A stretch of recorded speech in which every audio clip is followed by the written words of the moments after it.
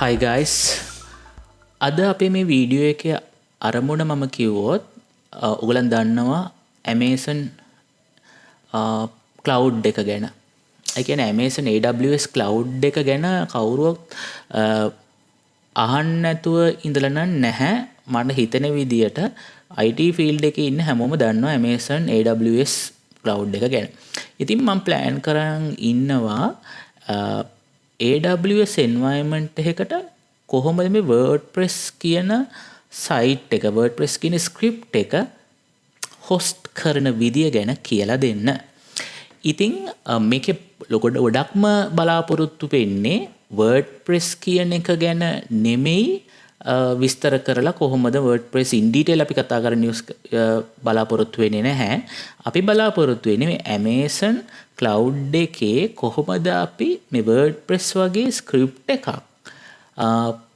production level එකෙන් deploy කරගන්න විදිය ගැන පොඩි guidance එකක් දෙන්න තමයි මේ බලාපොරොත්තු වෙන්නේ.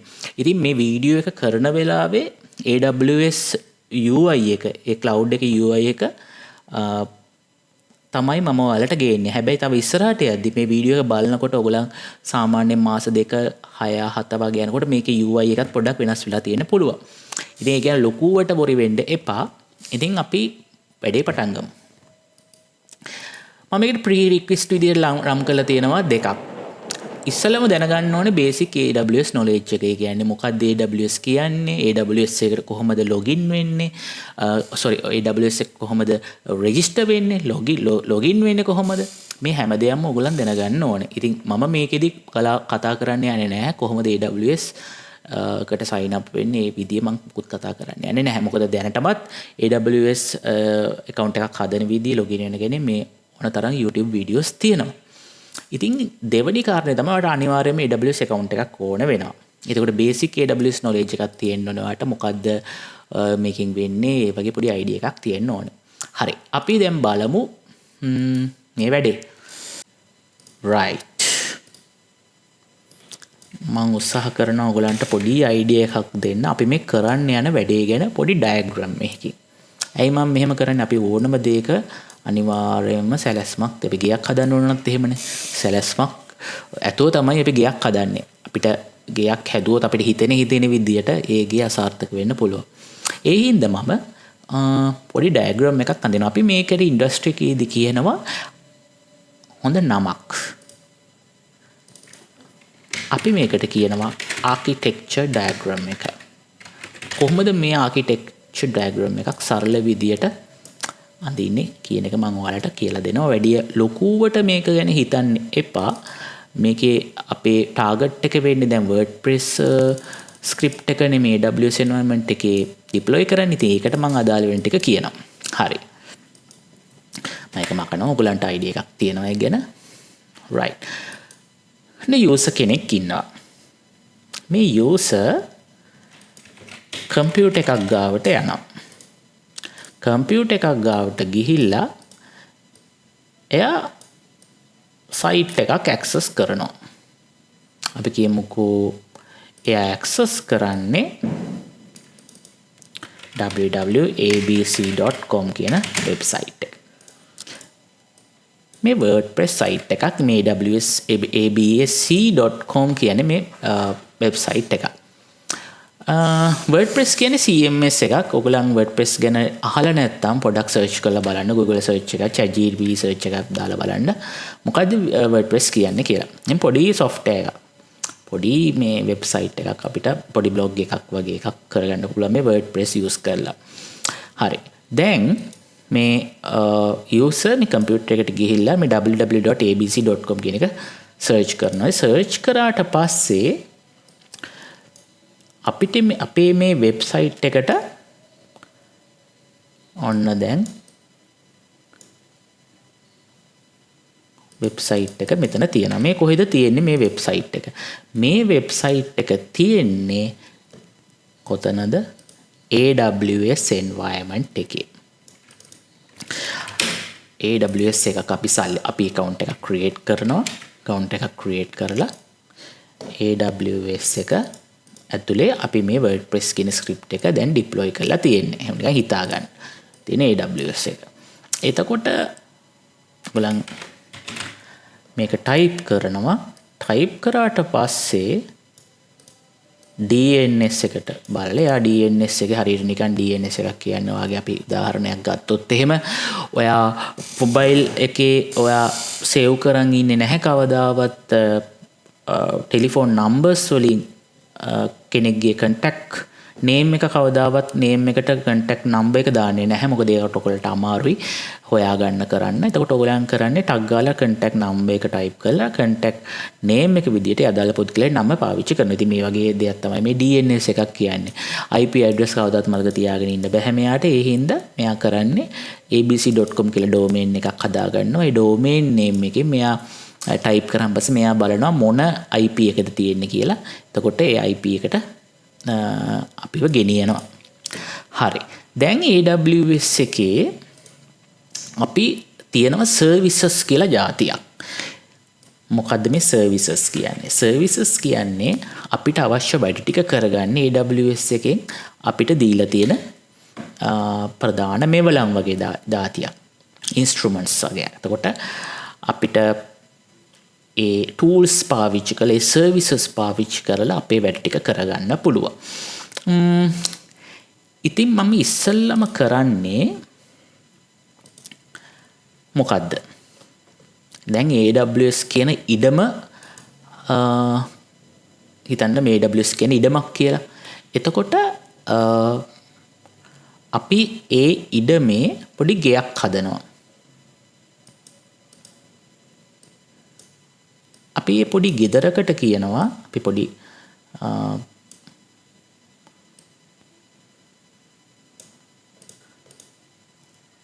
මේ පොඩි ගෙයක් හදනවා. පොඩි ඉඩමක් අරගෙන අපි ගේ හදනවා. අපි ඒකට කියනවා මොකද්ද?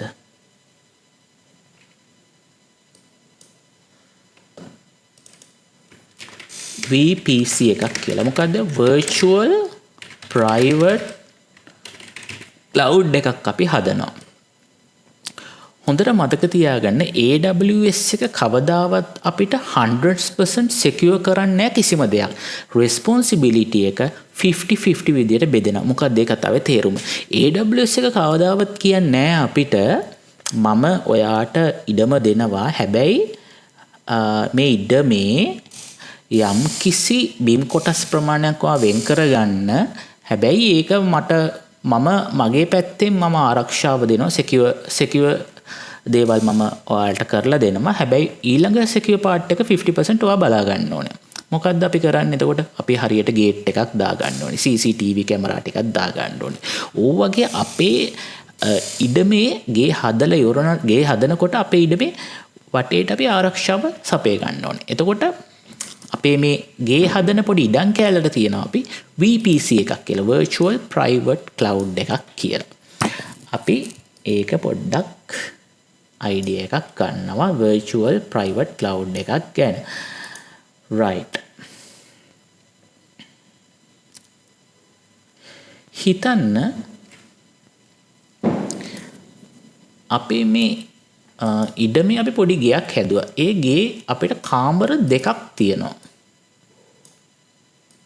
අපි උදාහරණයකට ගමු. පළවෙනි එක කොටස් දෙකක් තියෙනවා. කම්පොනන්ට් දෙකක්. එකක් සාලය, අනිත් එක අපේ කාමරය. දැන් සාමාන්‍යයෙන් අපි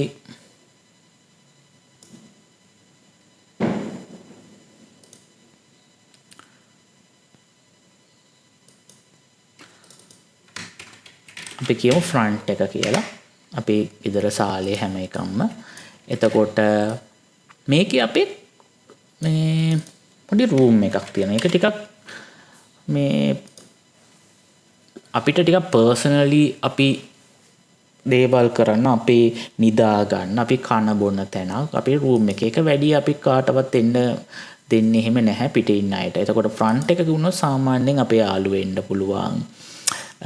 ඒ හැමදේම එන්න පුළුවන්. එතකොට අපි මේ ෆ්‍රන්ට් එකයි මේ රූම් එකයි කියන එක අපි අනිවාර්යයෙන් මේ වගේ කොටස් දෙකක් තියෙන්න ඕනේ අපිට. මොකද අපේ සර්විසස් දෙක මේ හැමෝටම ඇක්සස් කරන්න පුළුවන් තැනක දානවද නැත්නම් යම් කිසි සීමාවන් කීපයකට යටත් වෙලා ඇක්සස් කරන්න දෙනවද කියන එක තමයි මේකෙන් අපි ඔයාට කියන්න හදන්නේ. දැන් උදාහරණයක් විදියට ෆ්‍රන්ට් එක අපි හඳුන්වනවා පබ්ලික් සබ්නෙට් එකක් කියලා. එතකොට රූම් එකක් ගත්තොත් රූම් එක අපි මොන හරි සර්විස් එකක් ඉම්ප්ලිමන්ට් කරනවා නේ අපි හඳුන්වනවා ප්‍රයිවට් සබ්නෙට් එකක් කියලා. ඒකට හැමෝටම එන්න බෑ. ගෙදර කාමරේට හැමෝටම එන්න බෑ. හැබැයි මගේ යාළුවන්ට එන්න පුළුවන් පබ්ලික් සබ්නෙට් එකට ගෙදර සාලෙට වගේ ඇවිල්ලා කතා බහ කරලා යන්න පුළුවන්. කාමර වලට එනවා නම් ඉතින් පොඩ්ඩක් අවසරයක් ගන්න ඕනේ. එතකොට අපි හා කිව්වොත් විතරයි එන්නේ. අර ඒ වගේ දෙයක් තමයි නිකන් මේ සරල අයිඩියා එකක් ඔයාලට මම මේකෙන් දෙන්න හදන්නේ. හරිද?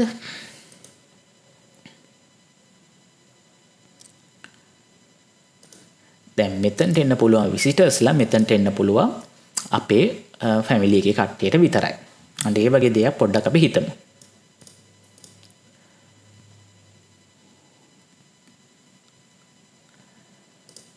දැන්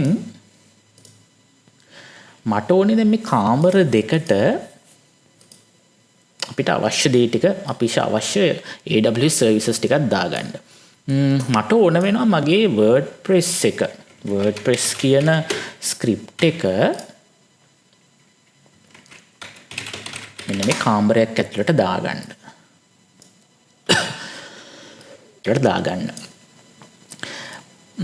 නිකන් කාමරේ තියන්න බැහැනේ. අපි යූස් කරනවා සර්විස් එකක් EC2 කියලා. මොකද්ද මේ EC2 කියන්නේ? EC2 කියන්නේ AWS එකෙන් අපිට දීලා තියෙනවා ඔයාට මොනවා හරි වෙබ්සයිට් එකක් හොස්ට් කරගන්න ඕන නම්, ඔයාට මොනවා හරි සර්වර් එකක් ආශ්‍රිතව යමු දෙයක් කරගන්න ඕන නම්, ඔයා මෙන්න මේ EC2 කියන ඉන්ස්ටන්ස් එක ඇතුලේ මේ දේ කරගන්න. ඔයාලට අනිවාර්යයෙන්ම ඒ දේ කරගන්න පුළුවන් EC2 එකක් පාවිච්චි කරලා. එතකොට අපි WordPress කියන එක EC2 එක ඇතුලේ දාගන්නවා. දැන් ප්ලෑන් එක අපි ඒක. හරිද?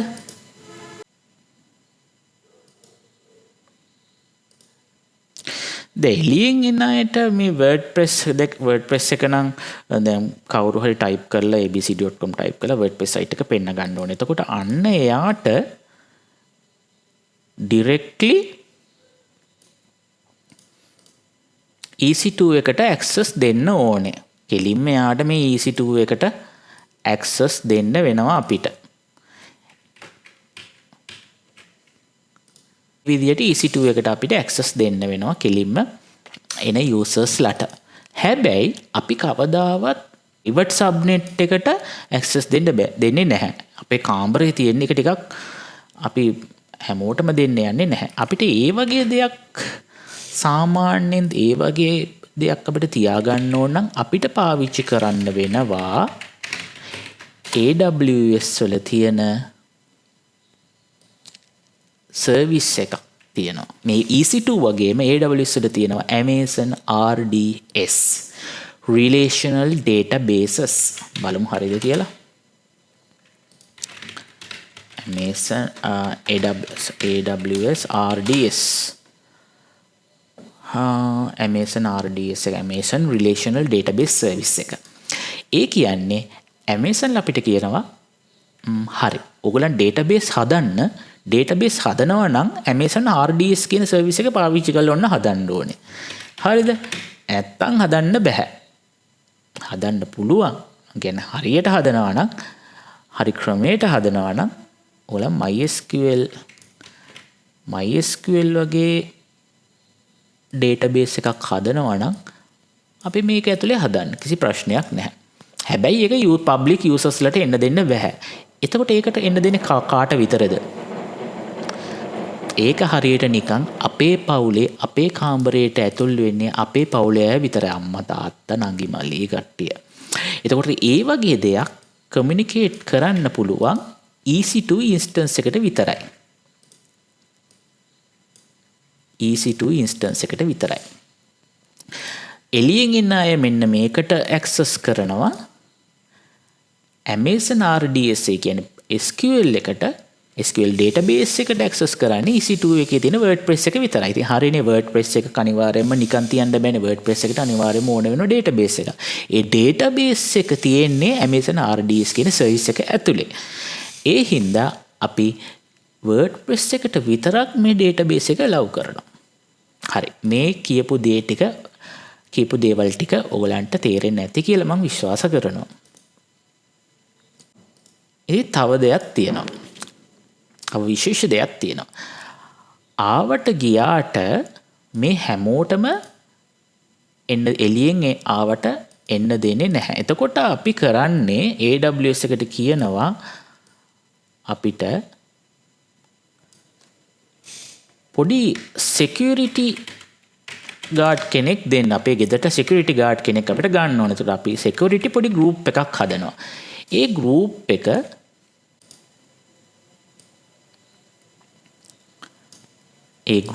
එක අපි